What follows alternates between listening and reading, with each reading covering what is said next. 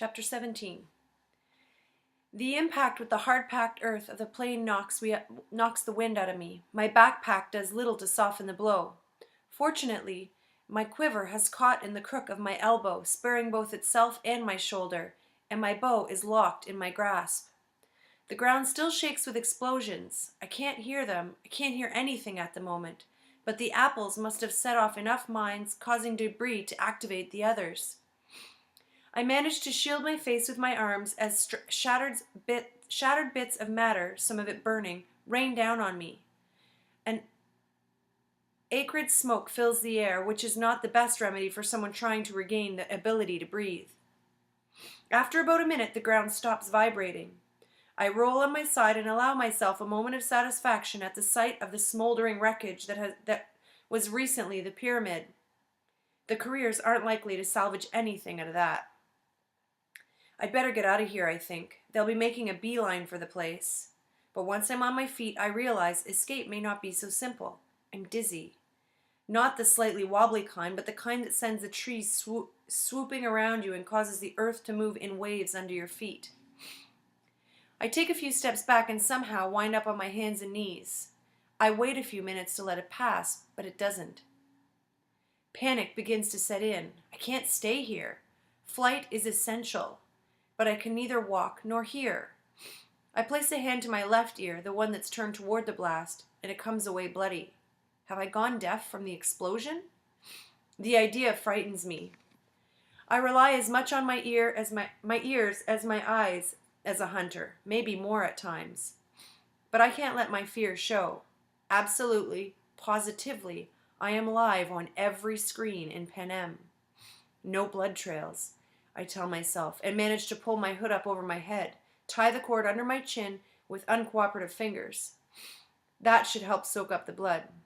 I can't walk, but can I crawl? I move forward tentatively. Yes, if I go very slowly, I can crawl. Most of the woods will offer insufficient cover.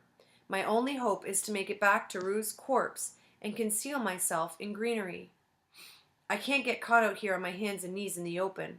Not only will I face death, it's sure to be a long and painful one at Cato's hand. The thought of Prim having to watch that keeps me doggedly inching my way towards the hideout. Another blast knocks me flat on my face. A stray mine set off by some collapsing crate. This happens twice more. I'm reminded of those last few kernels that burst when Prim and I popped corn over the fire at home. To say I make it in the nick of time is an understatement. I have literally just dragged myself into the tangle of bushes at the base of the trees when there's Cato, barreling onto the plain, soon followed by his companions. His rage is so extreme it might be comical. So people really do tear out their hair and beat the ground with their fists. If I didn't know that it was aimed at me, at what I had done to him. Add to that my proximity, my inability to run or defend myself, and in fact, the whole thing has me terrified. I'm glad my hiding place makes it possible for the cameras to get a close shot of me because I'm biting my nails like there's no tomorrow. Gnawing off the last bit of nail polish, trying to keep my teeth from chattering. The boy from District 3 throws stones into the ruins and must have declared all the mines activated because the careers are approaching the wreckage. Cato has finished the first phase of his tantrum and takes out his anger on the smoking remains by kicking open various containers. The other tributes are poking around in the mess, looking for anything to salvage, but there's nothing. The boy from District 3 has done his job too well. This idea must occur to Cato too because he turns on the boy and appears to be shouting at him. The boy from District 3 only has time to turn and run before Cato catches him in a headlock from behind. I can see the muscles rip in Cato's arms as he sharply jerks the boy's head to the side. It's that quick, the death of the boy from District 3. The other two careers seem to be trying to calm Cato down. I can tell he wants to return to the woods, but they keep pointing at the sky, which puzzles me until I realize, of course, they think whoever set off the explosions is dead. They don't know about the arrows and the apples.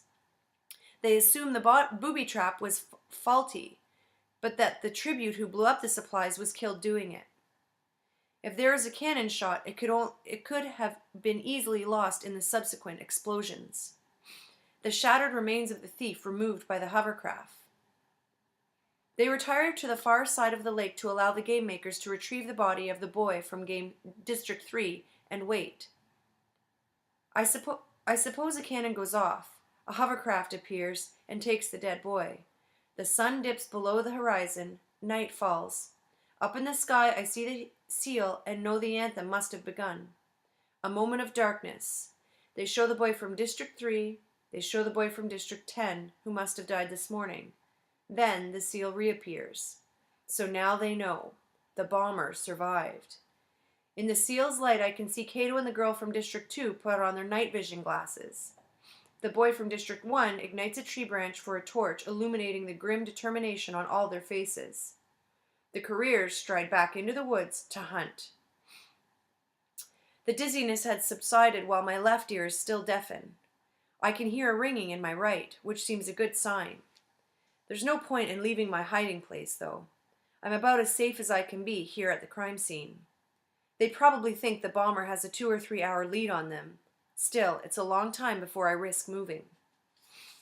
The first thing I do is dig out my own glasses and put them on, which relaxes me a little, to have at least one of my hunter's senses working. I drink some water and wash the blood from my ear. Fearing the smell of meat will draw unwanted predators, fresh blood is bad enough.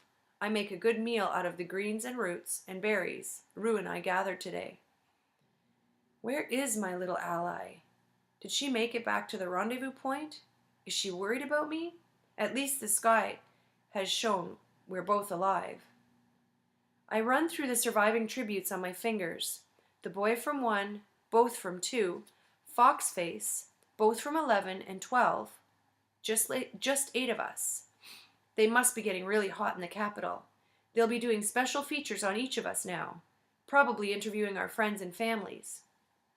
It's been a long time since a tribute from District 12 has made it to the top 8. And now there are 2 of us. Although from what Kato said, Peta's on his way out. Not that Kato is the final word on anything. Didn't he just lose his entire stash of supplies? Let the 74th Hunger Games begin, Kato, I think. Let them begin for real. A cold breeze has sprung up. I reach for my sleeping bag before I remember I left it with Rue. I was supposed to pick up another one, but what with the mines and all, I forgot. I begin to shiver. Since roosting overnight in a tree isn't sensible anyway, I scoop out a hollow under the bushes and cover myself with leaves and pine needles. I'm still freezing. I lay my sheet of plastic over my upper body and position my backpack to block the wind. It's a little better. I begin to have more sympathy for the girl from 8 that lit the fire that first night. But now it's me who needs to grit my teeth and tough it out until morning. More leaves, more pine needles. I pull my arms inside my jacket and tuck my knees up to my chest. Somehow, I drift off to sleep.